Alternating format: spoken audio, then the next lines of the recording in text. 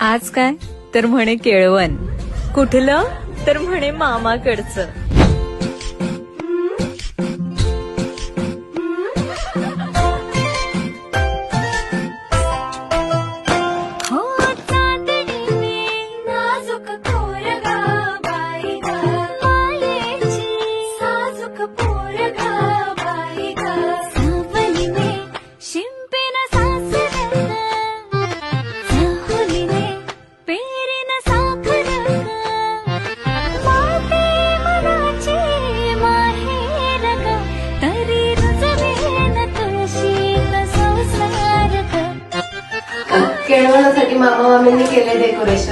केळवणासाठी मामा मामींनी केले डेकोरेशन. किशोर रावांचं नाव घेऊन विद्या सरांना लग्नाचं इन्व्हिटेशन.